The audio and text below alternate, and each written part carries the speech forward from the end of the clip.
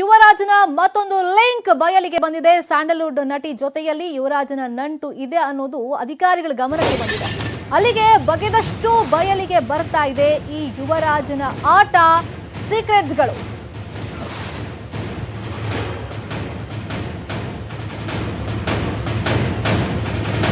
ಯುವರಾಜ ಅಲಿಯಾ ಸ್ವಾಮಿ ಜೊತೆ ನಟಿ ನಂಟನ್ನ ಹೊಂದಿದ್ರು ಅನ್ನೋದು ಆತನ ಮೊಬೈಲ್ ಹಾಗೇನೆ ಬ್ಯಾಂಕ್ ಟ್ರಾನ್ಸಾಕ್ಷನ್ ಇಂದ ಗೊತ್ತಾಗಿದೆ. ಅಕೌಂಟ್ಗಳಿಂದ ಸಾಕಷ್ಟು ದುಡ್ಡು ಎಕ್ಸ್ಚೇಂಜ್ ಅಂದ್ರೆ ಟ್ರಾನ್ಸಾಕ್ಷನ್ ಮಾಡ್ಕೊಂಡಿದ್ದಾರೆ ಇವರು ಖಾತೆ ಬದಲಾವಣೆ ಸಂದರ್ಭದಲ್ಲಿ. ಇನ್ನು ಯುವರಾಜನ ಮೊಬೈಲ್ನಿಂದ ನಟಿಯ ನಂಟು ಬಯಲಿಗೆ ಬಂದಿದೆ. ಸ್ಯಾಂಡಲ್ವುಡ್ ನಟಿ ಜೊತೆಗೆ ಹಣಕಾಸು ವ್ಯವಹಾರವನ್ನ ಹಾಗಾದ್ರೆ ಯುವರಾಜ ಅಲಿಯಾ ಸ್ವಾಮಿ ಮಾಡಿದ್ದ ಅನ್ನೋ ಬಗ್ಗೆ ಈಗ ಅಧಿಕಾರಿಗಳು ತನಿಖೆ ಮಾಡ್ತಾ ಇದ್ದಾರೆ.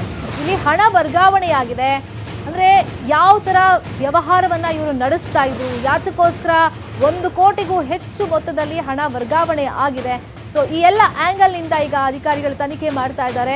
ಇಲ್ಲಿ ನಟಿ ಜೊತೆ ಸಂಪರ್ಕ ಅಷ್ಟೇ ಅಲ್ಲ, ನಟಿ ಖಾತೆಗೆ ಹಣ ವರ್ಗಾವಣೆ ಆಗಿರೋದಷ್ಟೇ ಅಲ್ಲ, ನಟಿ ಸಹೋದರ ರವಿರಾಜ್ ಖಾತೆಗೂ ಕೂಡ ಹಣ ವರ್ಗಾವಣೆ ಆಗಿದೆ ಅನ್ನೋದು ಅಧಿಕಾರಿಗಳ ಗಮನಕ್ಕೆ ಬಂದಿದೆ. ಇಬ್ಬರ ಖಾತೆಗೆ 1 ಕೋಟಿಗೂ ಹೆಚ್ಚು ಹಣ ಟ್ರಾನ್ಸ್ಫರ್ ಆಗಿದೆ. ಸ್ಯಾಂಡಲ್ವುಡ್ ನಟಿಯ ವಿಚಾರಣೆಗೆ ಇದೀಗ ಸಿಸಿಬಿ ಅಧಿಕಾರಿಗಳು ಸಿದ್ಧತೆಯನ್ನ ಮಾಡಿಕೊಳ್ತಾ ಇದ್ದಾರೆ. ಈಗಾಗಲೇ ನಟಿಯ ಸಹೋದರ ರವಿರಾಜ್ ವಿಚಾರಣೆ ಆಗಿದೆ. ಆ ಟೈಮ್ನಲ್ಲಿ ಯಾವುದೇ ವ್ಯವಹಾರ ನಡೆದಿಲ್ಲ ಅಂತ ರವಿರಾಜ್ ಅಧಿಕಾರಿಗಳಿಗೆ ಹೇಳಿಕೆಯನ್ನ ಕೊಟ್ಟಿದ್ದಾರೆ. ಇಲ್ಲಿ ಖತರ್ನಾಕ್ ಯುವರಾಜನ ಒಂದೊಂದೇ ವಿಚಾರ, ಸೀಕ್ರೆಟ್ಗಳು ಬಯಲಿಗೆ ಬರ್ತಾ ಇದೆ. ಸೊ ನಿನ್ನೆನೇ ಒಂದು ಮಾಹಿತಿ ಸಿಕ್ಕಿತ್ತು, ಒಬ್ಬ ಫೇಮಸ್ ನಟಿಯ ಜೊತೆಯಲ್ಲಿ ಈತ ಒಂದು ವ್ಯವಹಾರವನ್ನ ಇಟ್ಕೊಂಡಿದ್ದ, ಅಲ್ಲಿ ಹಣ ಎಲ್ಲ ವರ್ಗಾವಣೆ ಆಗಿದೆ. ಮೊಬೈಲ್ನಲ್ಲಿ ಒಂದಿಷ್ಟು ಸಂಭಾಷಣೆ ಮಾಡಿರೋದಿರ್ಬೋದು, ಮೊಬೈಲ್ನಲ್ಲಿ ಕಾಂಟ್ಯಾಕ್ಟ್ ಅಲ್ಲಿ ಇದ್ದಿದ್ದಿರ್ಬೋದು, ಎಲ್ಲವೂ ಕೂಡ ಅಧಿಕಾರಿಗಳ ಗಮನಕ್ಕೆ ಬಂದಿದೆ. ಮತ್ತೆ ಆ ನಟಿಯನ್ನು ಕೂಡ ಸಿಸಿಬಿ ಅಧಿಕಾರಿಗಳು ವಿಚಾರಣೆ ನಡೆಸುವಂತ ಸಾಧ್ಯತೆ ಇದೆ ಅಂತ ಹೇಳ್ಬಿಟ್ಟು ಈಗ ಗೊತ್ತಾಗ್ತಾ ಇದೆ. ಹೌದು, ಆ ನಟಿಯ ಜೊತೆ ಸಂಪರ್ಕ ಇತ್ತು, ಜೊತೆಯಲ್ಲಿ ಆಕೆಯ ಸಹೋದರನನ್ನ ಆಲ್ರೆಡಿ ಈಗ ಸಿಸಿಬಿ ಅಧಿಕಾರಿಗಳು ವಿಚಾರಣೆಗೆ ಕರೆಸಿದ್ರು ಅನ್ನೋದು.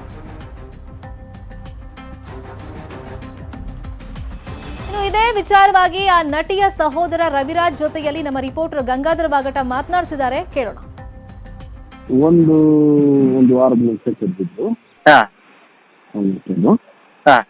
ಕರೆದೊಂದು ಯಾವ ರೀತಿ ಪರಿಚಯ ಅಂತ ಸ್ಟೇಟ್ಮೆಂಟ್ ಮಾಡ್ತೀವಿ. ಓಕೆ, ನಿಮಗೂ ಯುವರಾಜ್ ಯಾವ ತರ ಇಲ್ಲಿ ರಿಲೇಷನ್ ಸರ್? ನಮ್ಮ ತಂದೆ ಸ್ನೇಹಿತರವರು ಒಂದು ಸುಮಾರು 17 ವರ್ಷದಿಂದ ಪರಿಚಯ ಇದೆ.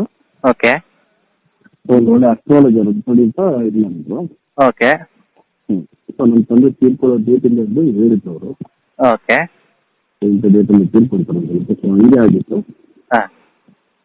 ಸರ್. ಈಗ ಸರ್, ಈಗ ನಿಮ್ಗೂ ಅಲ್ಲ ಅಕೌಂಟ್ಗೆ ಹಣ ಟ್ರಾನ್ಸಾಕ್ಷನ್ ಆಗಿರೋ ಬಗ್ಗೆ ಮಾಹಿತಿ ಸರ್, ಅದ್ರ ಬಗ್ಗೆ ಏನಾದ್ರು? ಖಂಡಿತ ನನ್ನ ಅಕೌಂಟ್ ಬಂತು ₹1 ಟ್ರಾನ್ಸ್ಫರ್ ಆಗಿಲ್ಲ, ನನಗೆ ಯಾವ್ದು ಕ್ಯಾಶ್ ಕೊಟ್ಟಿಲ್ಲ. ಏನಾದ್ರು ನಿಮ್ದು ಅವ್ರದ್ದು ವ್ಯವಹಾರ ಏನಾದ್ರು ಇತ್ತ ಸರ್, ಬಿಸ್ನೆಸ್ ಆ ತರದ್ದು ಏನಾದ್ರು? ಏನು ವ್ಯವಹಾರ ಇಲ್ಲ, ₹1 ವ್ಯವಹಾರ ಇಲ್ಲ. ಓಕೆ ಸರ್, ಈಗ ಒಂದು ನಿಮ್ಮ ಸಹೋದರಿ ಹೆಸರು ಕೂಡ ಕೇಳಿ ಬರ್ತಾ ಇದೆ, ಅವ್ರ ಅಕೌಂಟ್ಗೆ ಹೋಗಿದೆ, ಅದ್ರ ಬಗ್ಗೆ ಏನಾದ್ರು ಇಲ್ಲ? ಅದ್ರ ಬಗ್ಗೆ ನಾನು 2:30ಗೆ ಬರ್ತೀನಿ ಅಂತ ಹೇಳಿ ನಾನು. ಸೊ 2:30ಗೆ ಕೊಡ್ತೀನಿ. ಇದೇ ವಿಚಾರವಾಗಿ ಮತ್ತಷ್ಟು ಮಾಹಿತಿಯನ್ನು ಕೊಡ್ತಾರೆ. ನೇರ ಸಂಪರ್ಕದಲ್ಲಿ ಜಾಯಿನ್ ಆಗಿದ್ದಾರೆ ನಮ್ಮ ರಿಪೋರ್ಟರ್ ಗಂಗಾಧರ ಬಾಗಟ. ಗಂಗಾಧರ ಬಾಗಟ, ನಟಿಯ ಸಹೋದರನನ್ನ ನೀವು ಮಾತನಾಡಿಸಿದ್ರಿ, ಯಾವಾಗ ಆತರ ಟ್ರಾನ್ಸಾಕ್ಷನ್ ಏನೂ ಆಗೇ ಇಲ್ಲ ಅಂತಂದ್ರು. ಬಟ್ ಈತ ಯಾರು ಅನ್ನೋದು ಗೊತ್ತಿದೆ, ನಮ್ಮ ಫ್ಯಾಮಿಲಿ ಅವ್ರಿಗೆ ಎಲ್ರಿಗೂ ಗೊತ್ತಿದೆ, ಹಳೆಯ ಪರಿಚಯ ಅನ್ನೋದನ್ನ ಒಪ್ಕೊಂಡಿದ್ದಾರೆ. ಸೊ ಈಗ ಸಿಸಿಬಿ ಅಧಿಕಾರಿಗಳಿಗೆ ಏನ್ ಇನ್ಫಾರ್ಮೇಶನ್ ಸಿಕ್ಕಿದೆ, ಯಾವ ತರ ವಿಚಾರಣೆ ನಡೆಸೋದಕ್ಕೆ ಸಿದ್ಧತೆ ಮಾಡ್ಕೊಳ್ತಾ ಇದ್ದಾರೆ, ಆ ನಟಿಯನ್ನ ಯಾವಾಗ ಕರೆಸುವಂತ ಚಾನ್ಸಸ್ ಇದೆ ವಿಚಾರಣೆಗೆ? ಎಸ್ ಶರ್ಮಿತಾ, ಈಗ ಯುವರಾಜ್ ಅಲಿಯಾ ಸ್ವಾಮಿ ಏನಿದ್ದಾನೆ, ಈತನ ಒಂದೊಂದೇ ಬಂಡವಾಳ ಈಗ ಸಿಸಿಬಿ ತನಿಖೆಯಲ್ಲಿ ಒಂದು ಬಯಲಾಗ್ತಾ ಇರುವಂಥದ್ದು. ಈ ಸಂದರ್ಭದಲ್ಲಿ ಆತನ ಮೊಬೈಲ್ ಅನ್ನ ಸೀಸ್ ಮಾಡಿ ಅದು ರಿಟ್ರೀವ್ ಮಾಡಿದಂತಹ ಸಂದರ್ಭದಲ್ಲಿ ಒಂದಷ್ಟು ಕಾಂಟ್ಯಾಕ್ಟ್ ನಂಬರ್ಸ್ ಮತ್ತು ಒಂದಷ್ಟು ಲಿಸ್ಟ್ಗಳು ಸಹ ಸಿಕ್ಕಿದೆ, ಒಂದಷ್ಟು ಮೆಸೇಜ್ಗಳು ಮಾಡೋದೆಲ್ಲ ಕೂಡ ಸಿಕ್ಕಿದೆ. ಅದರಲ್ಲಿ ಸ್ಯಾಂಡಲ್ವುಡ್ನ ಕೆಲ ನಟ ನಟಿಯರು ಆಗಿರ್ಬೋದು, ಉದ್ಯಮಿಗಳು, ರಾಜಕಾರಣಿಗಳು, IPS ಅಧಿಕಾರಿಗಳು ಕೂಡ ಈತನ ಸಂಪರ್ಕದಲ್ಲಿರುವ ಬಗ್ಗೆ ಕೂಡ ತನಿಖೆ ವೇಳೆ ಮಾಹಿತಿ ಬಂದಿತ್ತು. ಈ ಸಂದರ್ಭದಲ್ಲಿ ಒಂದಷ್ಟು ಆ ಮೊಬೈಲ್ ಅನ್ನ ಒಂದು ಮೆಸೇಜ್ ಅನ್ನು ನೋಡಿದಾಗ ಈತನ ಬ್ಯಾಂಕ್ ಅಕೌಂಟ್ ನ ಡೀಟೇಲ್ಸ್ ನೋಡಿದಂತಹ ಸಂದರ್ಭದಲ್ಲಿ ಸ್ಟಾರ್ ನಟಿಯ ಅಕೌಂಟ್ ಮತ್ತೆ ಈತನ ಅಕೌಂಟ್ ಇಬ್ಬರ ಅಕೌಂಟ್ಗಳಿಂದ ಕೂಡ 1 ಕೋಟಿಗೂ ಹೆಚ್ಚು ಹಣ ಟ್ರಾನ್ಸಾಕ್ಷನ್ ಆಗಿರೋ ಬಗ್ಗೆ ಅಧಿಕಾರಿಗಳಿಗೆ ಮಾಹಿತಿ ಸಿಕ್ಕಿರುವಂತದ್ದು. ಅದಲ್ಲದೆ ಅದ್ರ ಬಗ್ಗೆ ಕೂಡ ಇನ್ನೂ ಕೂಡ ತನಿಖೆಯನ್ನು ನಡೆಸ್ತಾ ಇದ್ದಾರೆ. ಇದರ ಬೆನ್ನಲ್ಲೇ ಈಗ ಸ್ಟಾರ್ ನಟಿಯ ಸಹೋದರ ಆತನ ಅಕೌಂಟ್ಗೂ ಕೂಡ ಹಣ ಹೋಗಿರೋ ಬಗ್ಗೆ ಒಂದು ಆರೋಪ ಏನಿತ್ತು. ಅದರ ಬೆನ್ನಲ್ಲೇ ಈಗ ಸಿಸಿಬಿ ಸಿಸಿಬಿ ಅಧಿಕಾರಿಗಳು ಆತನನ್ನ ವಿಚಾರಣೆಗೆ ಕರೆದಿದ್ರು. ವಿಚಾರಣೆಗೆ ಕಳೆದ ಒಂದು ವಾರದಿಂದ ಕರೆದ ಸಂದರ್ಭದಲ್ಲಿ ಆತನ ಹೇಳಿಕೆಯನ್ನು ಕೂಡ ಈಗಾಗಲೇ ಸಿಸಿಬಿ ಅಧಿಕಾರಿಗಳು ದಾಖಲು ಮಾಡಿಕೊಂಡಿದ್ದಾರೆ. ಆ ಸಂದರ್ಭದಲ್ಲಿ ಆ ಹೇಳಿಕೆ ಸಂದರ್ಭದಲ್ಲೂ ಕೇವಲ ಸ್ನೇಹದ ನಂಟಿನ ಹೊರತು ಯಾವುದೇ ರೀತಿ ನಮ್ಮಿಬ್ಬರ ನಡುವೆ ಯಾವುದೇ ರೀತಿ ವ್ಯವಹಾರಿಕ ನಂಟಿಲ್ಲ ಅನ್ನೋದ್ರ ಬಗ್ಗೆ ಆತ ಹೇಳಿಕೆಯನ್ನ ಸಿಸಿಬಿ ಅಧಿಕಾರಿಗಳಿಗೆ ಕೊಟ್ಟಿರುವಂತದ್ದು. ಮತ್ತೆ ವಿಚಾರಣೆಗೆ ಕರೆದಾಗ ಬರಬೇಕು ಅಂತ ಕೂಡ ಆತನಿಗೆ ಸೂಚನೆಯನ್ನ ಕೊಟ್ಟಿರುವಂತದ್ದು. ಸದ್ಯ ಈಗ ಸಿಸಿಬಿ ಅಧಿಕಾರಿಗಳು ಈಗ ಸ್ಟಾರ್ ನಟಿ ಏನಿದ್ದಾರೆ ಆಕೆಯನ್ನು ಕೂಡ ವಿಚಾರಣೆಗೆ ಕರೆಯುವಂತಹ ಎಲ್ಲ ಸಾಧ್ಯತೆಗಳು ಇರುವಂತದ್ದು. ಯಾಕಂದ್ರೆ ಒಂದಷ್ಟು ದಾಖಲಾತಿಗಳ ಪೂರಕ ದಾಖಲೆಗಳನ್ನ ಕೂಡ ಇವರು ಕಲೆ ಹಾಕಬೇಕಾಗುತ್ತೆ. ಆ ನಿಟ್ಟಿನಲ್ಲಿ ಈಗ ಸಿಸಿಬಿ ಅಧಿಕಾರಿಗಳು ಒಂದು ತನಿಖೆಯನ್ನ ನಡೆಸ್ತಾ ಇರುವಂತದ್ದು. ಇವರಿಬ್ಬರ ನಡುವೆ ಸ್ಟಾರ್ ನಟಿ ಮತ್ತೆ ಯುವರಾಜ ನಡುವೆ ಯಾವ ರೀತಿ ವ್ಯವಹಾರಿಕ ನಂಟಿತ್ತು, ಮತ್ತೆ ಇವರಿಬ್ಬರ ನಡುವೆ ಹಣ ಈ 1 ಕೋಟಿಗೂ ಹೆಚ್ಚು ಹಣ ಟ್ರಾನ್ಸಾಕ್ಷನ್ ಹಿನ್ನೆಲೆಯಲ್ಲಿ ಯಾವ ಕಾರಣಕ್ಕೆ ಇವರಿಬ್ಬರ ನಡುವೆ ಹಣ ಟ್ರಾನ್ಸಾಕ್ಷನ್ ಆಗಿದೆ ಎಲ್ಲ ಆಧಾರದ ಮೇಲೆ ಕೂಡ ಪೊಲೀಸರು ಒಂದು ತನಿಖೆಯನ್ನು ನಡೆಸ್ತಾ ಇದ್ದಾರೆ. ಸದ್ಯ ಇದರ ಬಗ್ಗೆ ಎಲ್ಲ ಕೂಲಂಕುಷವಾಗಿ ದಾಖಲೆಗಳನ್ನ ಕಲೆ ಹಾಕಿದ ನಂತರ ಸ್ಟಾರ್ ನಟಿಯನ್ನು ಕೂಡ ವಿಚಾರಣೆಗೆ ಕರೆಯುವಂತಹ ಎಲ್ಲಾ ಸಾಧ್ಯತೆಗಳು ಇರುವಂತದ್ದು. ಶೀಘ್ರದಲ್ಲೇ ಆಕೆಯನ್ನ ವಿಚಾರಣೆ ನಡೆಸಿ ಅದರ ಬಗ್ಗೆ ಹೇಳಿಕೆಯನ್ನ ದಾಖಲು ಮಾಡುವಂತ ಎಲ್ಲ ಸಿದ್ಧತೆಗಳನ್ನ ಈಗ ಸಿಸಿಬಿ ಅಧಿಕಾರಿಗಳು ಮಾಡ್ಕೊಳ್ತಾ ಇದ್ದಾರೆ. ಶರ್ಮಿತಾ ಶೆಟ್ಟಿ. ಗಂಗಾಧರ್, ಮತ್ತೊಂದು ವಿಚಾರ ಅಂತಂದ್ರೆ ಈಗ ಕೇವಲ ಈಕೆ ಮಾತ್ರ ಅಲ್ಲ, ಈ ನಟಿ ಮಾತ್ರ ಅಲ್ಲ, ಬೇರೆ ಬೇರೆ ನಟ ನಟಿಯರ ಜೊತೆಗೂ ಅದರಲ್ಲೂ ನಟಿಯರ ಜೊತೆಗೆ ಈತ ಲಿಂಕ್ ಅನ್ನ ಹೊಂದಿದ್ದ, ಅದರಲ್ಲೂ ವ್ಯವಹಾರ ಮಾಡ್ತಾ ಇದ್ದ ಅಂತ ಒಂದು ಮೇಲ್ನೋಟಕ್ಕೆ ಅಧಿಕಾರಿಗಳಿಂದ ಒಂದು ಮಾಹಿತಿ ಏನು ಸಿಕ್ಕಿದೆ. ಸೊ ಆ ನಟಿಯರ ಬಗ್ಗೆನೂ ಕೂಡ ಇವಾಗ ಇನ್ಫಾರ್ಮೇಶನ್ ಅನ್ನ ಅಧಿಕಾರಿಗಳು ಬಿಟ್ಕೊಟ್ಟಿದ್ದಾರಾ? ಸೊ ಎಷ್ಟು ಜನ ಇರಬಹುದು ಅಂದಾಜಿಗೆ? ಅವ್ರನ್ನೂ ವಿಚಾರಣೆ ನಡೆಸೋ ಸಾಧ್ಯತೆ ಇದೆಯಾ? ಈ ಬಗ್ಗೆ ಯುವರಾಜ್ ಅಲಿಯಾ ಸ್ವಾಮಿ ಏನಾದರೂ ಬಾಯಿ ಬಿಟ್ಟಿದಾನ? ಎಸ್, ಖಂಡಿತ ಶರ್ಮಿತಾ. ಈಗಾಗಲೇ ಅಂದ್ರೆ ಸಿಸಿಬಿ ಅಧಿಕಾರಿಗಳು ಬಹಳ ಗಂಭೀರವಾಗಿ ಪ್ರಕರಣವನ್ನ ಪರಿಗಣಿಸಿರುವಂತದ್ದು. ಅದರಲ್ಲೂ ಯುವರಾಜ್ ಅಲಿಯಾ ಸ್ವಾಮಿ ಇದ್ದಾನೆ, ಈತ ಸಾಮಾನ್ಯ ವ್ಯಕ್ತಿ ಅಲ್ಲ. ಬೆಂಗಳೂರಿನಿಂದ ಹಿಡಿದು ಡೆಲ್ಲಿವರೆಗೂ ಕೂಡ ಆತ ಕಾಂಟ್ಯಾಕ್ಟ್ ಇರುವಂತದ್ದು. ಪ್ರಭಾವಿ ರಾಜಕಾರಣಿಗಳ ಜೊತೆ ಕೂಡ ಆತ ಫೋಟೋಗಳನ್ನ ತೆಗೆಸಿಕೊಂಡು ಸಾಕಷ್ಟು ಜನರಿಗೆ ವಂಚನೆ ಮಾಡಿದ್ದ. ಅದಲ್ಲದೆ ರಾಜಕೀಯ ವ್ಯಕ್ತಿಗಳಿಗೆ ಮತ್ತೆ ಶಾಸಕರಿಗೆ ಸಚಿವರನ್ನಾಗಿ ಮಾಡ್ತೀನೋ ಅನ್ನೋ ಆಮಿಷಗಳನ್ನ ಕೊಡುವಂತದ್ದು. ಅದಲ್ಲದೆ ಕೇವಲ ಈ ಸ್ಟಾರ್ ನಟಿ ಮಾತ್ರವಲ್ಲದೆ ಸ್ಯಾಂಡಲ್ವುಡ್ ನ ಕೆಲ ನಟಿಯರ ಜೊತೆ ಕೂಡ ಆತ ಆ ನಂಟನ್ನ ಹೊಂದಿದ್ದ ಅಂತ ಆತರ ಜೊತೆ ವ್ಯವಹಾರಿಕ ನಂಟ ಏನು ಸಂಬಂಧಪಟ್ಟಂತೆ ಈಗಾಗಲೇ ಸಿಸಿಬಿ ಅಧಿಕಾರಿಗಳು ತನಿಖೆಯನ್ನು ನಡೆಸ್ತಾ ಇದ್ದಾರೆ.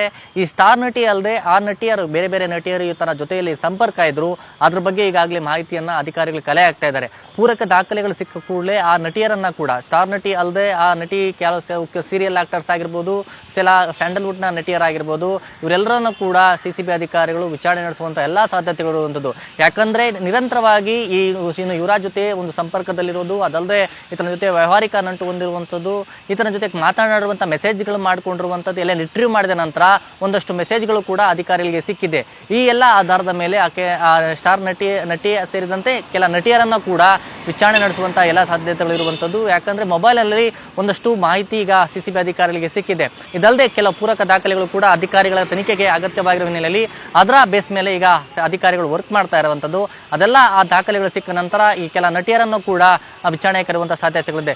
ಇದಲ್ಲದೆ ಕೆಲ ವಂಚನೆಗೊಳಗಾದವರು ಕೆಲವರು ಏನಿದ್ದಾರೆ, ಇವರ ಕೆಲ ರಾಜಕಾರಣಿಗಳಾಗಿರ್ಬೋದು, ಕೆಲ ಉದ್ಯಮಿಗಳು ಕೂಡ ಈತನ ಸಂಪರ್ಕದಲ್ಲಿದ್ರು. ಯಾಕಂದ್ರೆ ಈತ ವಾಸ್ತುತಜ್ಞ ಮತ್ತೆ ಸ್ವಾಮೀಜಿ ಅನ್ನೋ ಹೆಸರಲ್ಲಿ ಹೇಳ್ಕೊಂಡು ಸಾಕಷ್ಟು ಜನಕ್ಕೆ ವಂಚನೆ ಮಾಡಿದ ಹಿನ್ನೆಲೆಯಲ್ಲಿ ಇವರೆಲ್ಲ ಕೂಡ ಆತನನ್ನ ಸಂಪರ್ಕ ಮಾಡ್ತಾ ಇದ್ರು, ಭೇಟಿಯಾಗಿ ಈತನ ಜೊತೆ ಚರ್ಚೆಗಳನ್ನ ಮಾಡ್ತಾ ಇದ್ರು. ಹೀಗಾಗಿ ಈತ ಡೆಲ್ಲಿವರೆಗೂ ಕೂಡ ತುಂಬಾ ದೊಡ್ಡ ಮಟ್ಟದಲ್ಲಿ ಕಾಂಟ್ಯಾಕ್ಟ್ ಬೆಳೆಸ್ಕೊಳ್ಳೋದ್ರಿಂದ ಪ್ರಭಾವಿ ವ್ಯಕ್ತಿಗಳು ಕೂಡ ಈತನ ಸಂಪರ್ಕದಲ್ಲಿದ್ರು. ಇದ್ರ ಬಗ್ಗೆ ಕೂಡ ಅಧಿಕಾರಿಗಳೀಗ ತನಿಖೆಯನ್ನ ನಡೆಸ್ತಾ ಇದ್ದಾರೆ. ಈತ ಜೊತೆ ಯಾರು ನಿರಂತರವಾಗಿ ಸಂಪರ್ಕದಲ್ಲಿದ್ರು, ಆದ್ರೆ ಈತ ಎಷ್ಟು ದೊಡ್ಡ ಮಟ್ಟದಲ್ಲಿ ಈತ ಒಂದು ಹೆಸರು ಅಂದ್ರೆ ಈ ಒಂದು ಬಂಡವಾಳ ಮಾಡ್ಕೊಂಡಿದ್ದ ಅನ್ನೋದಾದ್ರೆ ದೆಹಲಿಯಲ್ಲಿ ಕೆಲವರನ್ನ ಏನು ಮಂತ್ರಿಗಳನ್ನು ಮಾಡ್ತೀನಿ, ಸರ್ಕಾರವನ್ನೇ ಬೀಳಿಸ್ತೀನಿ ಅನ್ನೋ ಮಟ್ಟದಲ್ಲಿ ಈತ ಅಧಿಕಾರಿಗಳ ಜೊತೆ ಅಂದ್ರೆ ಈ ಒಂದು ತನ್ನ ಸಂಪರ್ಕದಲ್ಲಿದ್ದಂತಹ ರಾಜಕಾರಣಿಗಳ ಜೊತೆ ಕೂಡ ಮಾತನಾಡಿರುವಂತದ್ದು, ಅದ್ರ ಜೊತೆ ಸಂಪರ್ಕದ ಬಗ್ಗೆ ಮಾಹಿತಿಯನ್ನ ಕಲೆ ಹಾಕ್ತಾ ಇದ್ದಾರೆ. ಸದ್ಯ ಇನ್ನಷ್ಟು ತನಿಖೆ ನಂತರ ಇನ್ನಷ್ಟು ಬಂಡವಾಳ ಆತನ ಬಯಲಾಗುತ್ತೆ. ನಂತರ ಈಗ ಸದ್ಯ ಈ ಸ್ಟಾರ್ ನಟಿ ಮತ್ತೆ ಅದಲ್ಲದೆ ಕೆಲ ನಟಿಯರನ್ನು ಕೂಡ ವಿಚಾರಣೆ ಕಳಿಸುವಂತಹ ಎಲ್ಲಾ ಸಾಧ್ಯತೆಗಳಿಗೆ ದಟ್ಟವಾಗಿರುವಂತದ್ದು. ಅದಲ್ಲದೆ ಪ್ರಮುಖವಾಗಿ ಈಗಾಗಲೇ ಕಳೆದ ಒಂದು ವಾರದ ಹಿಂದೆ ಆ ಸ್ಟಾರ್ ನಟಿಯ ಸಹೋದರನ್ನು ಕೂಡ ವಿಚಾರಣೆ ಮಾಡಿ ಕಳಿಸಿದ್ದಾರೆ. ನಂತರ ವಿಚಾರಣೆ ಕರೆದಾಗ ಬರಬೇಕು ಅಂತ ಹೇಳಿದ್ದಾರೆ. ಹೀಗಾಗಿ ಇನ್ನಷ್ಟು ಈ ಮಜಲುಗಳನ್ನ ಈ ಒಂದು ಪ್ರಕರಣ ಪಡ್ಕೊಳ್ತಾ ಇರುವಂತದ್ದು. ಶರ್ಮಿತಾ, ಥ್ಯಾಂಕ್ ಯು ಗಂಗಾಧರ್ ವಾಗಟ ತಮ್ಮೆಲ್ಲ ಇನ್ಫಾರ್ಮೇಶನ್ಗೆ. ಸ್ಯಾಂಡಲ್ವುಡ್ ನಟಿ ರಾಧಿಕಾ ಸುದ್ದಿಗೋಷ್ಠಿಯನ್ನು ಕರೆದಿದ್ದಾರೆ. ಮಧ್ಯಾಹ್ನ ಸುದ್ದಿಗೋಷ್ಠಿಯನ್ನು ರಾಧಿಕಾ ಕರೆದಿದ್ದಾರೆ. ಹಾಗಾಗಿ ಕುತೂಹಲ ಮೂಡಿಸಿದೆ ರಾಧಿಕಾರ ಈ ಸುದ್ದಿಗೋಷ್ಠಿ. ಸ್ಯಾಂಡಲ್ವುಡ್ನ ನಟಿ ಹಾಗೇನೆ ನಿರ್ಮಾಪಕಿ ರಾಧಿಕಾ ಈ ಸುದ್ದಿಗೋಷ್ಠಿಯನ್ನು ಕರೆದಿರೋದು. ಮಧ್ಯಾಹ್ನ ಸುದ್ದಿಗೋಷ್ಠಿಯನ್ನು ರಾಧಿಕಾ ಕರೆದಿದ್ದಾರೆ. ಯಾವ ವಿಚಾರ ಪ್ರಸ್ತಾಪ ಮಾಡಬಹುದು, ಯಾವ ವಿಚಾರದ ಬಗ್ಗೆ ಮಾತನಾಡ್ತಾರೆ, ಸೊ ಈ ಎಲ್ಲ ಆಂಗಲ್ ನಿಂದಲೂ ಕೂಡ ಈಗ ಕುತೂಹಲ ಜಾಸ್ತಿ ಆಗ್ತಾ ಇದೆ.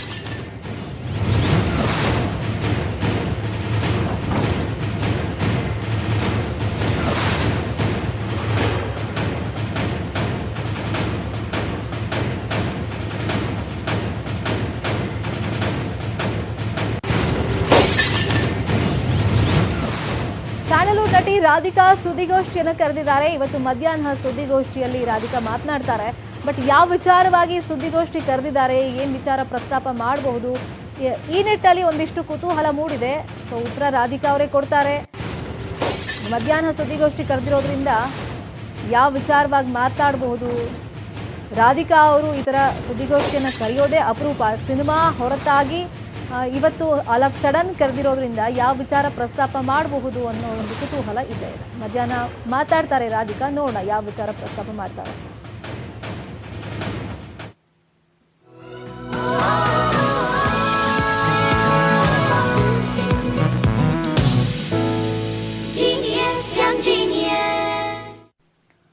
ಮಕ್ಕಳ ಪ್ರತಿಭೆ ನೋಡ್ತಾ ಇದ್ರೆ ಕೆಲವೊಮ್ಮೆ ಎಂಥವರಿಗೂ ಆಶ್ಚರ್ಯ ಆಗುತ್ತೆ. ಅನೇಕ ವಿಷಯಗಳಲ್ಲಿ ಮಕ್ಕಳ ಧೈರ್ಯ, ಸಮರ್ಪಣಾ ಭಾವ, ಆಸಕ್ತಿ ಗಟ್ಟಿಯಾಗಿರುತ್ತೆ. ಮಕ್ಕಳ ಸಾಮರ್ಥ್ಯವನ್ನ ಕೆಲವೊಮ್ಮೆ ನಾವು ಊಹೆ ಮಾಡೋದಕ್ಕೂ ಕೂಡ ಸಾಧ್ಯವಾಗೋದಿಲ್ಲ. ಮಕ್ಕಳ ಆತ್ಮಸ್ಥೈರ್ಯ ಹೆಚ್ಚಿಸೋದಕ್ಕೆ ನ್ಯೂಸ್ 18 ತರ್ತಾ ಇದೆ ಅಪರೂಪದ ಟಿವಿ ಶೋ. ಅದುವೇ ಬೈಜೂಸ್ ಯಂಗ್ ಜೀನಿಯಸ್.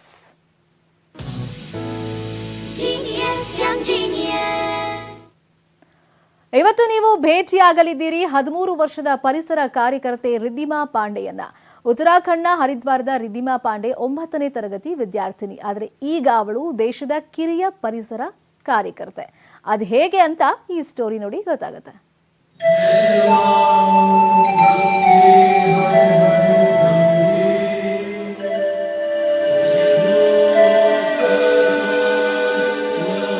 ಹರಿದ್ವಾರ ಪವಿತ್ರ ಗಂಗೆ ಹರಿಯುವ ಸ್ಥಳ. ಈ ಪವಿತ್ರ ನಗರದಲ್ಲಿ ವಾಸಿಸುತ್ತಿದ್ದಾಳೆ 13 ವರ್ಷಗಳ ರಿದ್ಧಿಮಾ ಪಾಂಡೆ. ಈಕೆ ಪರಿಸರ ಸಂರಕ್ಷಕಿ. ಭಾರತದ ಗ್ರೇಟಾ ಥನ್ಬರ್ಗ್ ಎಂದು ಕರೆಯಲ್ಪಡುವ ರಿದ್ಧಿಮಾ ಪರಿಸರವನ್ನ ಉಳಿಸಲು ಗ್ರೇಟಾ ಅವರಂತೆ ಮುನ್ನುಗ್ತಾರೆ.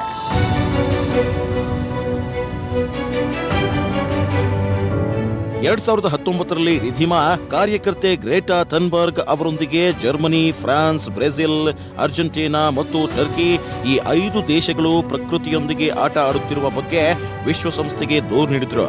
ಅಂದ್ರೆ ಈ ಇಬ್ಬರು ಮಕ್ಕಳು ವಿಶ್ವದ ದೊಡ್ಡ ಭಾಗಕ್ಕೆ ಸವಾಲಾಗಿ ನಿಂತಿದ್ರು.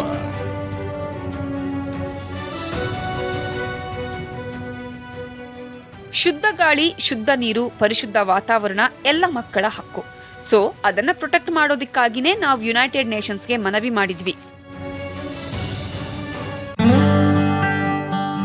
ಎಷ್ಟು ಚಿಕ್ಕ ವಯಸ್ಸಿಗೆ ಎಂಥ ದೊಡ್ಡ ಆಲೋಚನೆ ನೋಡಿ. 2013ರಲ್ಲಿ ದೇವರ ಭೂಮಿ ಉತ್ತರಾಖಂಡದಲ್ಲಿ ನಡೆದ ವಿನಾಶವನ್ನ ಕಣ್ಣಾರೆ ಕಂಡ ರಿದ್ಧಿಮಾಳ ಜೀವನದ ದಿಕ್ಕೆ ಬದಲಾಗಿ ಹೋಯಿತು.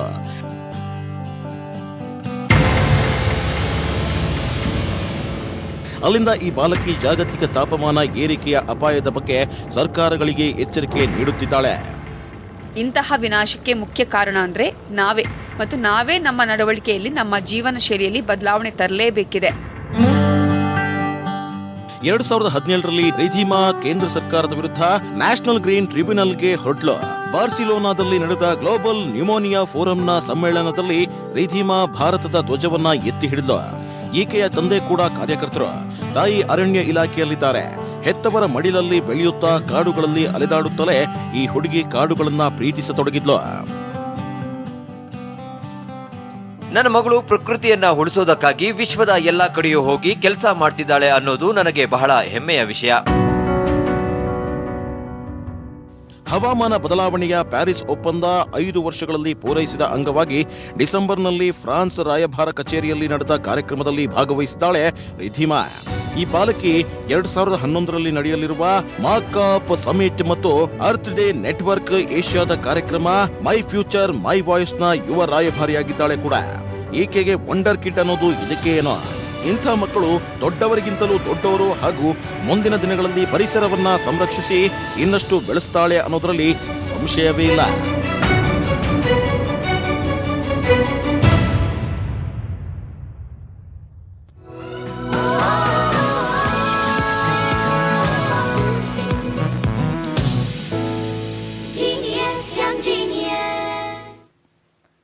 ಈ ಮಕ್ಕಳು ನಿಜವಾಗ್ಲೂ ಅದ್ಭುತ. ಇಂತಹ ಅದೆಷ್ಟೋ ಜೀನಿಯಸ್ ಮಕ್ಕಳು ನಮ್ಮ ಸುತ್ತಮುತ್ತ ಇದ್ದಾರೆ. ಅದರಲ್ಲಿ ಕೆಲ ಪ್ರತಿಭಾನ್ವಿತರು ಗುರುತಿಸಲ್ಪಟ್ಟಿದ್ದಾರೆ. ಇನ್ನು ಕೆಲವರು ಖ್ಯಾತಿಯ ಶಿಖರದಿಂದ ದೂರವೇ ಉಳಿದಿದ್ದಾರೆ. ಕೆಲವರ ಧ್ವನಿ ಮೊಳಗ್ತಾ ಇದ್ರೆ, ಕೆಲ ಮಕ್ಕಳು ಆವಿಷ್ಕಾರದಲ್ಲಿ, ಕೆಲವರು ಆಡೋದ್ರಲ್ಲಿ ಮುಂದೆ ಇದ್ದಾರೆ. ಕೆಲವರು ಸಂಗೀತದ ಅದ್ಭುತ ತಂತಿ ಮೀಡ್ತಾರೆ. ಜನವರಿ 16ರಿಂದ ನ್ಯೂಸ್ 18 ನಿಮಗಾಗಿ ತರ್ತಾ ಇದೆ ಇಂಥದ್ದೇ ಅಪರೂಪದ ಕಾರ್ಯಕ್ರಮ. ಮಕ್ಕಳ ಜೊತೆ ರಾಜಕೀಯ ನಾಯಕರು, ಸಿನಿಮಾ ನಟರು, ಸಂಗೀತ ದಿಗ್ಗಜರ ಅಪರೂಪದ ಜುಗಲ್ಬಂದಿ.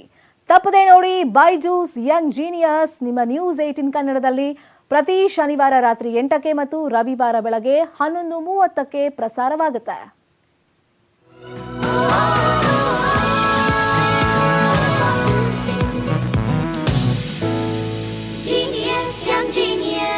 ಸಂಕ್ರಾಂತಿಗೆ ಆಗಲ್ವಾ ಸಂಪುಟ ವಿಸ್ತರಣೆ? 2 ದಿನಗಳಲ್ಲಿ ವಿಸ್ತರಣೆ ಅಂತ ಆರ್ ಶಂಕರ್ ನಿನ್ನೆ ತಾನೇ ಸ್ಟೇಟ್ಮೆಂಟ್ ಅನ್ನ ಕೊಟ್ಟಿದ್ರು. ಸದ್ಯಕ್ಕೆ ವಿಸ್ತರಣೆ ಇಲ್ಲ ಅಂತ ಸಿಎಂ ಬಿಎಸ್ವೈ ಇವತ್ತು ಹೇಳಿದ್ದಾರೆ.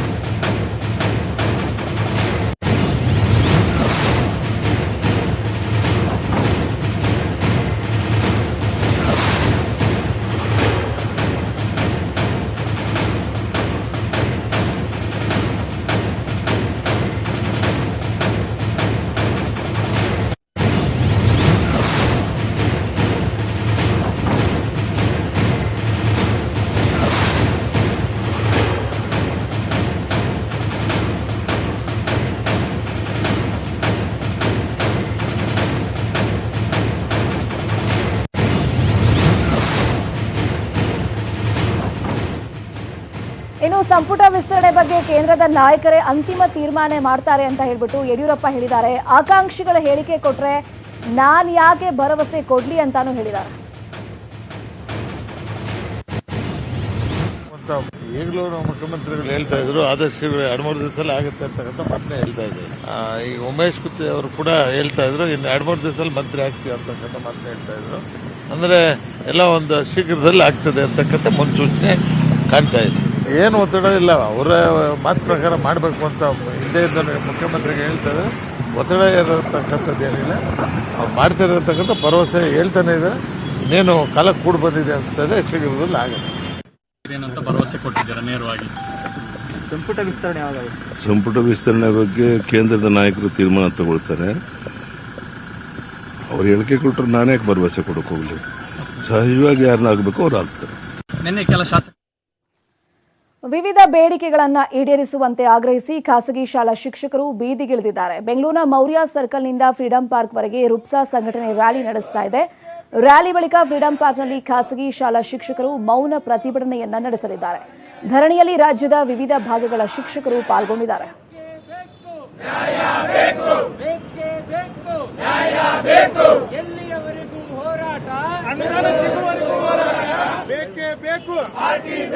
ಎಲ್ಲಿವರೆಗೂ ಸಂಘಟನೆಗೆ ಬೇಕು, ನ್ಯಾಯ ಬೇಕು, ಬೇಕೇ ಬೇಕು, ನ್ಯಾಯ ಬೇಕು.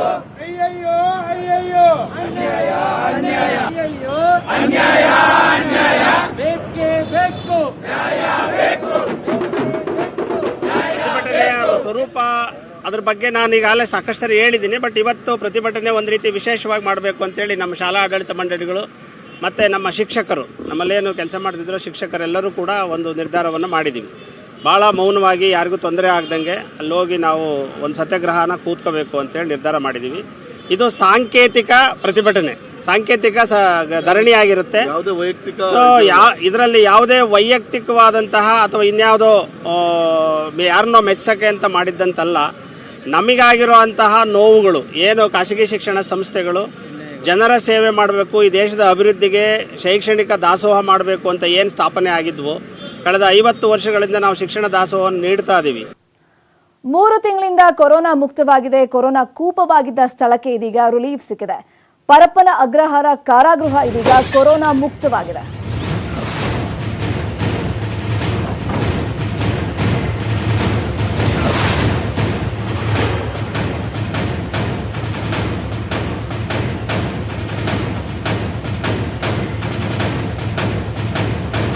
ಇನ್ನು 3 ತಿಂಗಳ ಹಿಂದೆ ದಿನಕ್ಕೆ 30ಕ್ಕೂ ಹೆಚ್ಚು ಕೇಸಸ್ಗಳು ಅಲ್ಲಿ ಪತ್ತೆಯಾಗ್ತಾ ಇತ್ತು. ಇದೀಗ ಬೆಂಗಳೂರು ಸೆಂಟ್ರಲ್ ಜೈಲು ಕೊರೋನಾ ಮುಕ್ತವಾಗಿದೆ.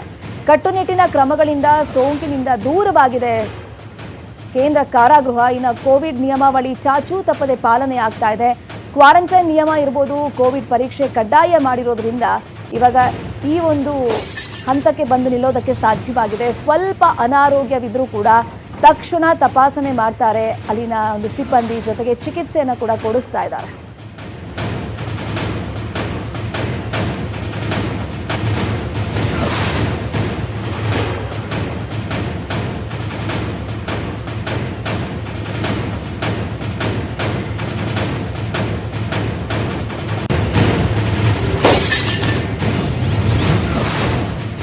ಸದ್ಯ ಶೇಖ್ ಫಾಜಿಲ್ ತಲೆಮರೆಸಿಕೊಂಡಿದ್ದಾನೆ. ಆದರೆ ಫೇಸ್ಬುಕ್ನಲ್ಲಿ ಫಾಜಿಲ್ ಫೋಟೋ ಶೇರ್ ಆಗಿದೆ. ಬೆಂಬಲಿಸಿದವರಿಗೆ ಫಾಜಿಲ್ ಧನ್ಯವಾದವನ್ನ ಫೇಸ್ಬುಕ್ನಲ್ಲಿ ತಿಳಿಸಿದ್ದಾನೆ. ಹಾಗಾದ್ರೆ ಇಷ್ಟು ದಿನ ಸಿಸಿಬಿ ಕೆಡ್ಡಾಗಿ ಬೀಳದ ಈತ ಈ ಸೋಷಿಯಲ್ ಮೀಡಿಯಾ ಅಂದ್ರೆ ಫೇಸ್ಬುಕ್ ಮುಖಾಂತರ ಸಿಕ್ಕಿ ಬೀಳ್ತಾನ ಅನ್ನೋದನ್ನ ನೋಡಬೇಕು.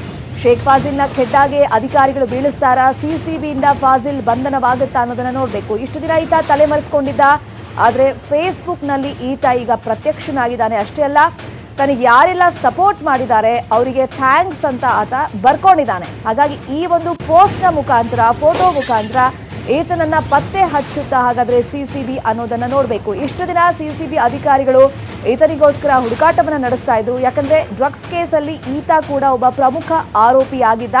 ಆದ್ರೆ ಯಾವಾಗ ಈತನ ಹೆಸರು ತಗಲಾಕೊಳ್ತು, ಕೇಳ್ಬಂತು, ಈತ ಆ ಟೈಮ್ನಿಂದಲೂ ಕೂಡ ಪರಾರಿಯಾಗಿದ್ದ, ಅಂದ್ರೆ ತಲೆಮರೆಸಿಕೊಂಡಿದ್ದ. ಆದರೆ ಈತ ಫೇಸ್ಬುಕ್ನಲ್ಲಿ ಈಗ ಪ್ರತ್ಯಕ್ಷವಾಗಿರೋದ್ರಿಂದ ಅಧಿಕಾರಿಗಳಿಗೆ ಒಂದು ಹಿಂಟ್ ಅಂತೂ ಸಿಕ್ಕಿರುತ್ತೆ ಈತ ಎಲ್ಲಿರ್ತಾನೆ ಅಂತ ಹೇಳ್ಬಿಟ್ಟು. ಹಾಗಾಗಿ ಸೋಷಿಯಲ್ ಮೀಡಿಯಾನ ಈ ಒಂದು ಫೋಟೋ ಮತ್ತೆ ಆತ ಬರ್ಕೊಂಡಿದ್ದಾನಲ್ಲ, ಏನು ತನ್ನನ್ನು ಬೆಂಬಲಿಸಿದವರಿಗೆ ಧನ್ಯವಾದಗಳು ಅಂತ, ಈ ಪೋಸ್ಟ್ ಅನ್ನ ಹಿಡ್ಕೊಂಡೆ ತನಿಖೆಯನ್ನ ಯಾವ ತರ ಮುಂದುವರಿಸ್ತಾರೆ ಅನ್ನೋದನ್ನ ನೋಡಬೇಕಾಗುತ್ತೆ. ಇದೇ ವಿಚಾರವಾಗಿ ಮತ್ತಷ್ಟು ಮಾಹಿತಿಯನ್ನ ಕೊಡ್ತಾರೆ.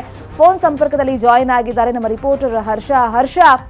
ಇಷ್ಟು ದಿನ ತಲೆಮರೆಸಿಕೊಂಡಿದ್ದ, ಆದ್ರೆ ಫೇಸ್ಬುಕ್ ನಲ್ಲಿ ಈಗ ಪ್ರತ್ಯಕ್ಷನಾಗಿದ್ದಾನೆ. ಫೋಟೋ ಹಾಕ್ಬಿಟ್ಟು ಬೆಂಬಲಿಸಿದವರಿಗೆ ಥ್ಯಾಂಕ್ಸ್ ಅಂತ ಹೇಳಿದ್ದಾನೆ. ಬಹುಶಃ ಇದೊಂದು ದೊಡ್ಡ ಪ್ರೂಫ್ ಆಗುತ್ತೆ ಅಧಿಕಾರಿಗಳಿಗೆ ಹಿಡಿಯೋದಕ್ಕೆ. ಅಂದ್ರೆ ಏನ್ ಬರ್ಕೊಂಡಿದ್ದಾನೆ ಆತ ಫೇಸ್ಬುಕ್ ಅಲ್ಲಿ? ರಾಗಿಣಿ ಹಾಗೂ ಜನ ಅದೇ ರೀತಿ ಹಲವಾರು ಮಂದಿ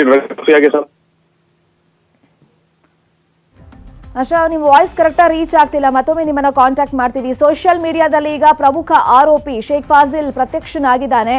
ಡ್ರಗ್ಸ್ ಕೇಸಲ್ಲಿ ಸಿಸಿಬಿ ಅಧಿಕಾರಿಗಳಿಗೆ ಈತ ಬೇಕಾಗಿದ್ದ. ಬಟ್ ಯಾವಾಗ ಈತನ ಹೆಸರು ಕೇಳಿ ಬಂತು ಆಗ್ಲಿಂದಲೂ ಕೂಡ ಈತ ಅಧಿಕಾರಿಗಳ ಕೈಗೆ ಸಿಕ್ಕಿರ್ಲಿಲ್ಲ, ತಲೆಮರೆಸ್ಕೊಂಡು ಓಡಾಟ ಮಾಡ್ತಾ ಇದ್ದ. ಈಗ ಫೇಸ್ಬುಕ್ ನಲ್ಲಿ ಪ್ರತ್ಯಕ್ಷವಾಗಿರೋದ್ರಿಂದ ಅಧಿಕಾರಿಗಳು ಇದೇ ಜಾಡನ್ನ ಹಿಡಿದು ಯಾವ ತರ ಆತನನ್ನ ಹಿಡಿತಾರೆ ಅನ್ನೋದನ್ನ ನೋಡ್ಬೇಕಾಗುತ್ತೆ. ಇದೇ ವಿಚಾರವಾಗಿ ಮತ್ತಷ್ಟು ಇನ್ಫಾರ್ಮೇಶನ್ ಕೊಡ್ತಾ ಇದ್ರು. ಫೋನ್ ಲೈನ್ ಅಲ್ಲಿ ಜಾಯಿನ್ ಆಗಿದ್ರು ನಮ್ಮ reporter Harsha. Please go head. ಈಗ ಸ್ಯಾಂಡಲ್ವುಡ್ ಇನ್ನು ಹಲವಾರು ಮಂದಿ ಫೈನ್, ಮತ್ತೆ ನಿಮ್ಮಿಂದ information ಪಡ್ಕೊಳ್ತೀನಿ. Thank you Harsha.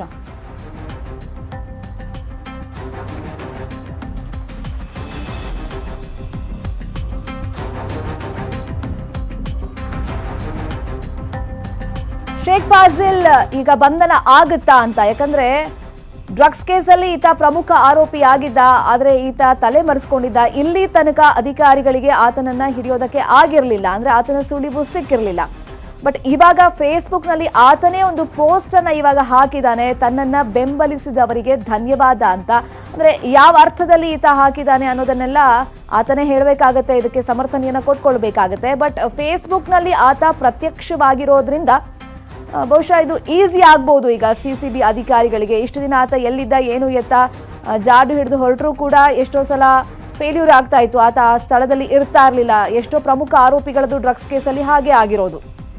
But ಈಗ ಸೋಷಿಯಲ್ ಮೀಡಿಯಾದಲ್ಲಿ ಆತ ಪ್ರತ್ಯಕ್ಷ ಆಗಿರೋದ್ರಿಂದ ಇದೇ ಜಾಡನ್ನ ಹಿಡಿದು ಅಧಿಕಾರಿಗಳು ಆತನನ್ನ ಖೆಡ್ಡಾಗೆ ಯಾವ ತರ ಬೀಳಿಸ್ತಾರೆ ಅನ್ನೋದನ್ನ ನೋಡಬೇಕು.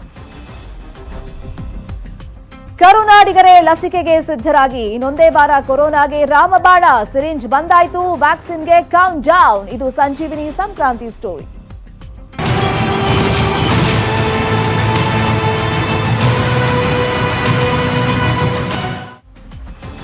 ರಾಜ್ಯದಲ್ಲಿ ಕೊರೋನಾ ಲಸಿಕೆ ಸಂಕ್ರಾಂತಿ ಹೊತ್ತಿಗೆ ಸಿಗಲಿದೆ. ಜನವರಿ 13ರಿಂದ ವಿತರಣೆ ಅಂತ ಕೇಂದ್ರ ಸರ್ಕಾರ ತಿಳಿಸಿದ ಹಿನ್ನೆಲೆಯಲ್ಲಿ ಲಸಿಕೆ ಹಂಚಿಕೆಗೆ ರಾಜ್ಯದಲ್ಲೂ ತಯಾರಿಯನ್ನ ನಡೆಸಲಾಗ್ತಾ ಇದೆ. ಧಾರವಾಡ ಜಿಲ್ಲೆಯಲ್ಲೂ ಲಸಿಕೆ ವಿತರಣೆಗೆ ವ್ಯವಸ್ಥೆಯನ್ನ ಮಾಡಲಾಗಿದ್ದು, ಲಸಿಕೆ ಸಂಗ್ರಹಕ್ಕೆ ಡೀಪ್ ಫ್ರೀಜರ್ಗಳು ರೆಡಿ ಮಾಡಲಾಗಿದೆ.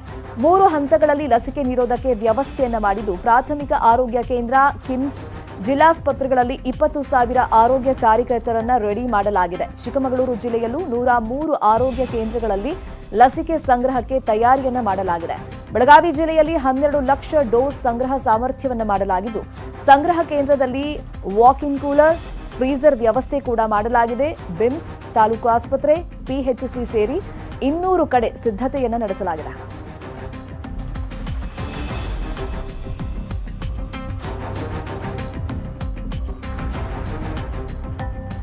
ಚಿಕ್ಕಮಗಳೂರು ಜಿಲ್ಲೆಯಲ್ಲಿ ಕೋವಿಡ್ ವ್ಯಾಕ್ಸಿನ್ಗೆ ಸಂಬಂಧಪಟ್ಟಂತೆ ಎಲ್ಲ ಸಿದ್ಧತೆಗಳು ನಡೆದಿದೆ. ಮೊದಲನೇದಾಗಿ ಕೋವಿಡ್ ವ್ಯಾಕ್ಸಿನ್ ಸ್ಟೋರೇಜ್ಗೆ ಜಿಲ್ಲೆ ಎಲ್ಲ ಆಸ್ಪತ್ರೆಗಳಲ್ಲಿ ವ್ಯಾಕ್ಸಿನ್ ಸ್ಟೋರ್ ಮಾಡೋಕ್ಕೆ ವ್ಯವಸ್ಥೆ ಮಾಡಲಾಗಿದೆ. ಎರಡನೇದಾಗಿ ಸೈಟ್ ಪ್ರಿಫರ್ ಮಾಡೋದು, ಎಲ್ಲಿ ವ್ಯಾಕ್ಸಿನೇಷನನ್ನು ಕೊಡಬೇಕು. ಮೊದಲನೇದಾಗಿ ನಾವು ಆರೋಗ್ಯ ಇಲಾಖೆ ಸಿಬ್ಬಂದಿಯವರಿಗೆ ವ್ಯಾಕ್ಸಿನೇಷನ್ ಕೊಡ್ತಾ ಇದ್ದೀವಿ ಸರ್ಕಾರದ ಆದೇಶದ ಪ್ರಕಾರ.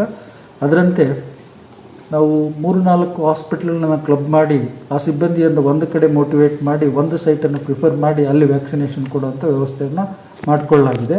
ಹೆಲ್ತ್ ವರ್ಕರ್ ಫಸ್ಟ್ ಫೇಸಲ್ಲಿ, ಸೆಕೆಂಡ್ ಫೇಸಲ್ಲಿ ಫ್ರಂಟ್ ಲೈನ್ ವಾರಿಯರ್ಸ್, ಥರ್ಡ್ ಫೇಸಲ್ಲಿ ಎಲ್ಡರ್ಲಿ ಮತ್ತು ಕೋಮಾರ್ಬಿಡ್ ಬಿಲೋ 50 ಇಯರ್ಸ್ ಇರೋದನ್ನ 3 ಫೇಸ್ಗಳಾಗಿ ಮಾಡಿ ಈ 3 ಫೇಸಲ್ಲಿ ವ್ಯಾಕ್ಸಿನೇಷನ್ ಕೊಡಲಾಗುತ್ತೆ. ಮತ್ತು ಚಿಕ್ಕಮಗಳೂರು ಇತ್ತ ರಾಯಚೂರಿನ 66 ಕೇಂದ್ರಗಳಲ್ಲಿ ಲಸಿಕೆ ಸಂಗ್ರಹಕ್ಕೆ ಸಿದ್ಧತೆಯನ್ನು ಮಾಡಲಾಗಿದೆ. ಮೊದಲ ಹಂತದಲ್ಲಿ 14,000 ಜನರಿಗೆ ಲಸಿಕೆ ನೀಡಲಿದ್ದು, ಲಸಿಕೆ ಸಂಗ್ರಹಕ್ಕೆ ಸಮುದಾಯ ಭವನ, ಶಾಲೆಗಳನ್ನು ಬಳಕೆ ಮಾಡಿಕೊಳ್ಳಲಾಗುತ್ತೆ. ಮೈಸೂರಲ್ಲಿ ಬೃಹತ್ ಸಂಗ್ರಹಣಾ ಕೇಂದ್ರ ಸಿದ್ಧತೆ ಮಾಡಿಕೊಳ್ಳಲಾಗಿದೆ. ಇನ್ನು ಏಕಕಾಲಕ್ಕೆ ಬರೋಬ್ಬರಿ 5 ಲಕ್ಷ ಲಸಿಕೆ ಸಂಗ್ರಹ ಕೇಂದ್ರವಾಗಿದ್ದು, ವ್ಯಾಕ್ಸಿನ್ ಬಳಕೆಗೆ ಖಾಸಗಿ ಆಸ್ಪತ್ರೆ ಕೂಡ ಬಳಕೆ ಮಾಡಿಕೊಳ್ಳುವುದಕ್ಕೆ ಸಿದ್ಧತೆಯನ್ನು ಮಾಡಿಕೊಳ್ಳಲಾಗಿದೆ. ಇನ್ನು ಕಲಬುರಗಿಯಲ್ಲಿ 1.20 ಕೋಟಿ ಡೋಸ್ ಸಂಗ್ರಹ, 125 ಕೇಂದ್ರಗಳಲ್ಲಿ ಲಸಿಕೆ ವಿತರಣೆಗೆ ವ್ಯವಸ್ಥೆ ಮಾಡಲಾಗಿದೆ. ಮೊದಲ ಹಂತದಲ್ಲಿ ಲಸಿಕೆಯನ್ನು ನೀಡುವುದಕ್ಕೆ 7,900 ಜನರ ಲಿಸ್ಟ್ ರೆಡಿ ಮಾಡಿಕೊಳ್ಳಲಾಗಿದೆ. ವ್ಯಾಕ್ಸಿನ್ಗೆ ಬೇಕಾಗುವಂಥ ಎಲ್ಲ ಅನುಕೂಲತೆಗಳನ್ನು ನಾವು ಜಿಲ್ಲೆಯಲ್ಲಿ ತಯಾರು ಮಾಡಿಕೊಂಡು ಈಗ ಆಲ್ರೆಡಿ ಖಾಸಗಿ ಮತ್ತು ಸರ್ಕಾರಿ ಸಂಸ್ಥೆಗಳನ್ನು ಮೊದಲನೇ ಹಂತದಲ್ಲಿ ತೆಗೆದುಕೊಳ್ಬೇಕಂತೇಳಿ ಪ್ಲ್ಯಾನ್ ಮಾಡಿಕೊಂಡು ಆ ಪ್ರಕಾರವಾಗಿ ಸುಮಾರು 14,000 ಫ್ರಂಟ್ ಲೈನ್ ವರ್ಕರಿಗೆ ಈ ವ್ಯಾಕ್ಸಿನನ್ನು ಮೊದಲನೇ ಹಂತದಲ್ಲಿ ಕೊಡುವಂಥ ಒಂದು ವ್ಯವಸ್ಥೆಯನ್ನು ಮಾಡಿಕೊಂಡು ಆಮೇಲೆ ಅದಕ್ಕೆ ಬೇಕಾಗ್ತಕ್ಕಂಥ ಎಲ್ಲ ಈಗ ವ್ಯಾಕ್ಸಿನ್ ಸ್ಟೋರೇಜ್ ಏನು ಬೇಕಾಗಿದೆ ನಮಗೆ ಅನುಕೂಲತೆಗಳು, ಡೀಪ್ ಫ್ರೀಜರ್ ಇರ್ಬೋದು, ಕೋಲ್ಡ್ ಸ್ಟೋರೇಜ್ ಇರ್ಬೋದು, ವಾಕ್ ಇನ್ ಕೂಲರ್ ಇರ್ಬೋದು, ಅವೆಲ್ಲವನ್ನು ತಯಾರಿ ಇಟ್ಕೊಂಡಿದ್ವಿ. ಎಷ್ಟೇ ಅಮೌಂಟ್ ವ್ಯಾಕ್ಸಿನ್ ನಮ್ಮ ಜಿಲ್ಲೆಗೆ ಬಂದರೂ ಕೂಡ ಅದನ್ನು ನಾವು ಸ್ಟೋರ್ ಮಾಡಿಕೊಂಡು ನಿಗದಿತ ನಮ್ಮ ಟೆಂಪ್ರೇಚರಲ್ಲಿ ಅದನ್ನು ಇಡುವಂಥ ಒಂದು ವ್ಯವಸ್ಥೆಯನ್ನು ಮಾಡಿಕೊಂಡು ಮುಂದೆ ಎಲ್ಲೆಲ್ಲಿ ಬೇಕಾಗುತ್ತೆ ಅದನ್ನು ನಾವು ಮಾಡ್ಕೊಂಡಿದ್ವಿ. ಪ್ರತಿದಿನ 100 ಜನಗಳಿಗೆ ಮಾತ್ರ ನಾವು ವ್ಯಾಕ್ಸಿನ್ ಕೊಡುವಂಥ ಒಂದು ವ್ಯವಸ್ಥೆಯನ್ನು ಮಾಡ್ಕೊಂಡಿದ್ವಿ. ಇದಕ್ಕೆ ಬೇಕಾಗುವಂಥ ಕೋಣೆಗಳನ್ನು ಸಹ ಶಾಲೆಗಳನ್ನು ಐಡೆಂಟಿಫೈ ಮಾಡಿದ್ದೀವಿ. ಕೆಲವೊಂದು ಸ್ಥಳಗಳಲ್ಲಿ ಪ್ರಾಥಮಿಕ ಆರೋಗ್ಯ ಕೇಂದ್ರಗಳಲ್ಲೂ ಸಹ ನಾವು ಮಾಡ್ತಾ ಇದ್ದೀವಿ. ಹೀಗೆ ಒಟ್ಟಾರೆಯಾಗಿ ವ್ಯಾಕ್ಸಿನ್ ಬಂತಂದರೆ ರಾಯಚೂರು ಜಿಲ್ಲೆಯಲ್ಲಿ ಎಲ್ಲ ಥರನಾದ ವ್ಯವಸ್ಥೆಯನ್ನು ನಾವು ಜಿಲ್ಲಾಡಳಿತದಿಂದ ಮತ್ತು ಜಿಲ್ಲಾ ಕುಟುಂಬ ಕಲ್ಯಾಣಾಧಿಕಾರಿಗಳ ಕಾರ್ಯಾಲಯದಿಂದ ಸಹ ನಾವು ತಯಾರಿ ಮಾಡ್ಕೊಂಡಿದ್ದೀವಿ. ಇನ್ನು ಹುಬ್ಬಳ್ಳಿ ಧಾರವಾಡದಲ್ಲಿ ಕೊರೋನಾ ವ್ಯಾಕ್ಸಿನ್ ಹಂಚಿಕೆಗೆ ಸಕಲ ಸಿದ್ಧತೆಯನ್ನು ಮಾಡಿಕೊಳ್ಳಲಾಗಿದೆ. ಹುಬ್ಬಳ್ಳಿ ಕಿಮ್ಸ್ ಜಿಲ್ಲಾಸ್ಪತ್ರೆ, ತಾಲೂಕು ಆಸ್ಪತ್ರೆ ಹಾಗೂ ನಗರ ಕೇಂದ್ರಗಳಲ್ಲಿ ಲಸಿಕೆ ಸಂಗ್ರಹಕ್ಕೆ ವ್ಯವಸ್ಥೆಯನ್ನು ಮಾಡಲಾಗಿದೆ. ಈ ಬಗ್ಗೆ ನಮ್ಮ ಹುಬ್ಬಳ್ಳಿ ಪ್ರತಿನಿಧಿ ಪರಶುರಾಮ್ ತಹಶೀಲ್ದಾರ್ ಎಕ್ಸ್ಪ್ಲೈನ್ ಮಾಡಿದ್ದಾರೆ, ನೋಡೋಣ. ಹುಬ್ಬಳ್ಳಿಯ ಚಿಟಗುಪ್ಪಿ ಆಸ್ಪತ್ರೆಯಲ್ಲಿದ್ದೀನಿ. ಈ ಒಂದು ನಗರ ಆರೋಗ್ಯ ಕೇಂದ್ರದಲ್ಲಿ ಯಾವ ರೀತಿ ಲಸಿಕೆಗಳನ್ನು ವಿತರಣೆಗೆ ಸಿದ್ಧತೆ ಮಾಡಿಕೊಳ್ಳಲಾಗಿದೆ ಅನ್ನೋದನ್ನ ನೋಡ್ಕೊಂಡು ಬರೋಣ. ಇದು ಏನು ಚಿಟಗುಪ್ಪಿ ಆಸ್ಪತ್ರೆ, ಇಲ್ಲಿ ಸಾಕಷ್ಟು ಜನ ಬಡ ರೋಗಿಗಳು ಪ್ರತಿನಿತ್ಯ ಆಗಮಿಸ್ತಾ ಇರ್ತಾರೆ. ಹೀಗಾಗಿ ಇಲ್ಲಿ ಮಕ್ಕಳಿಗೆ ಪೋಲಿಯೋ ಲಸಿಕೆಯಿಂದ ಹಿಡಿದು ಹಂತ ಹಂತವಾಗಿ ನೀಡಬಹುದಾದಂತಹ ಲಸಿಕೆಗಳನ್ನು ನೀಡಲಿಕ್ಕೆ ಸಿದ್ಧತೆ ಮಾಡಿಕೊಳ್ಳುವಂತಹ ಒಂದು ವ್ಯವಸ್ಥೆ ಇಲ್ಲಿದೆ. ಹೀಗಾಗಿ ಇದೇ ಒಂದು ವ್ಯವಸ್ಥೆಯನ್ನ ಬಳಸಿಕೊಂಡು ಕೊರೋನಾ ಲಸಿಕೆಗಳನ್ನ ಸಂಗ್ರಹಿಸಿಡುವುದು, ನಂತರ ಮಾನಿಟರಿಂಗ್ ಜೊತೆಗೆ ಅದನ್ನ ಲಸಿಕೆ ಹಾಕುವ ಹಂತದವರೆಗೂ ಕೂಡ ಯಾವ ರೀತಿ ಎಲ್ಲ ಹಂತಗಳು ಇರ್ತವೆ ಅವುಗಳನ್ನ ಪೂರೈಸಬೇಕು ಅನ್ನುವಂಥ ನಿಟ್ಟಿನಲ್ಲಿ ಇಲ್ಲಿನ ಸಿಬ್ಬಂದಿ ವರ್ಗ ಸಿದ್ಧತೆ ಮಾಡಿಕೊಳ್ತಾ ಇದೆ. ಈಗಾಗಲೇ ಧಾರವಾಡ ಜಿಲ್ಲೆಯಲ್ಲಿ 61 ILRಗಳು, 61 ಡೀಪ್ ಫ್ರೀಜರ್ಗಳನ್ನ ಸಿದ್ಧಪಡಿಸಿಟ್ಕೊಳ್ಳಲಾಗಿದೆ ಅನ್ನುವಂಥ ಮಾತನ್ನ ಜಿಲ್ಲಾ ಆರೋಗ್ಯ ಅಧಿಕಾರಿಗಳು ತಿಳಿಸಿದ್ದಾರೆ.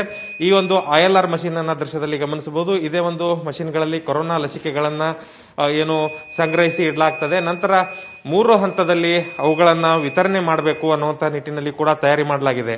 ಮೊದಲನೆಯದ ಹಂತದಲ್ಲಿ ಆರೋಗ್ಯ ಕಾರ್ಯಕರ್ತರಿಗೆ, ನಂತರದ ಹಂತದಲ್ಲಿ ಏನು ಕೊರೋನಾ ವಾರಿಯರ್ಸ್ ಇದ್ದಾರೆ, ಫ್ರಂಟ್ ಲೈನ್ ವರ್ಕರ್ಸ್, ಅವರಿಗೆ ವಿತರಣೆ ಮಾಡಲಾಗ್ತದೆ. 3ನೇ ಹಂತದಲ್ಲಿ 50 ವರ್ಷ ಮೀರಿದವರು, ಜೊತೆಗೆ ಏನು ಮಧುಮೇಹ ರೋಗಗಳು ಮತ್ತು ಬೇರೆ ಬೇರೆ ರೀತಿಯ ಅನಾರೋಗ್ಯ ಪೀಡಿತರಿಗೆ ನೀಡಬೇಕು ಅನ್ನುವಂಥ ನಿಟ್ಟಿನಲ್ಲಿ ಕೂಡ ತಯಾರಿ ನಡೀತಾ ಇದೆ. ಇನ್ನೊಂದೆಡೆ ಇವುಗಳನ್ನ ಏನು ILRಗಳಲ್ಲಿ ಸಂಗ್ರಹಿಸಲಾಗ್ತದೆ ಅವುಗಳನ್ನ ಡೀಪ್ ಫ್ರೀಜರ್ನಲ್ಲೂ ಕೂಡ ಇಟ್ಟು ಲಸಿಕೆಗಳನ್ನ ವಿತರಣೆ ಮಾಡ್ಕೊಳ್ಳಿಕ್ಕೆ ತಯಾರಿ ಮಾಡಲಾಗ್ತಾ ಇದೆ. ಇವೇನು ಬಾಕ್ಸ್ಗಳು ಕಾಣ್ತಾ ಇದಾವೆ, ಇದು ಒಂದು ಬಾಕ್ಸ್ಗಳ ಮೂಲಕ ಅವುಗಳನ್ನು ತೆಗೆದುಕೊಂಡು ಹೋಗಿ ಏನು ಲಸಿಕೆ ನೀಡುವಂತ ಜಾಗವಿದೆ ಅಲ್ಲಿಗೆ ತೆಗೆದುಕೊಂಡು ಹೋಗಿ ಲಸಿಕೆಗಳನ್ನ ಹಾಕಲಾಗ್ತದೆ. ಈ ನಿಟ್ಟಿನಲ್ಲಿ ಜಿಲ್ಲಾಡಳಿತ ಸಂಪೂರ್ಣ ಸಿದ್ಧತೆಗಳನ್ನು ಮಾಡಿಕೊಂಡಿದೆ. ಪ್ರತಿಯೊಂದು ಹಂತದಲ್ಲಿಯೂ ಯಾವುದೇ ಅಡಚಣೆ ಆಗದಂತೆ ತಯಾರಿಗಳನ್ನು ಮಾಡಿಕೊಂಡಿದೆ. ಜೊತೆಗೆ ಧಾರವಾಡ ಜಿಲ್ಲೆಯಲ್ಲಿ 1ನೇ ಹಂತದಲ್ಲಿಯೇ ಸುಮಾರು 21,000 ಆರೋಗ್ಯ ಕಾರ್ಯಕರ್ತರಿಗೆ ಈಗಾಗಲೇ ಲಸಿಕೆ ಕೊಡಬೇಕು ಅನ್ನುವಂಥ ಲಿಸ್ಟ್ ಅನ್ನು ಕೂಡ ಸರ್ಕಾರಕ್ಕೆ ಕಳುಹಿಸಲಾಗಿದೆ. ಈ ನಿಟ್ಟಿನಲ್ಲಿ ಜಿಲ್ಲಾಡಳಿತ, ಆರೋಗ್ಯ ಇಲಾಖೆ ಸಿಬ್ಬಂದಿಗಳು, ಜೊತೆಗೆ ತಾಲೂಕು ಆಸ್ಪತ್ರೆ, ಜಿಲ್ಲಾಸ್ಪತ್ರೆ, ಕಿಮ್ಸ್ ಆಸ್ಪತ್ರೆ ಮತ್ತು ಖಾಸಗಿ ಆಸ್ಪತ್ರೆ ಸೇರಿದಂತೆ ಪ್ರಾಥಮಿಕ ಆರೋಗ್ಯ ಕೇಂದ್ರಗಳು ಮತ್ತು ನಗರ ಆರೋಗ್ಯ ಕೇಂದ್ರಗಳಲ್ಲಿಯೂ ಕೂಡ ಸಕಲ ಸಿದ್ಧತೆಗಳು ಆಗಿರುವುದು ಕಂಡು ಬರ್ತಾ ಇದೆ. ಕ್ಯಾಮರಾ ಪರ್ಸನ್ ರಾಕೇಶ್ ಜೊತೆ ಪರಶುರಾಮ್ ತಹಶೀಲ್ದಾರ್, ನ್ಯೂಸ್ 18 ಕನ್ನಡ, ಹುಬ್ಬಳ್ಳಿ.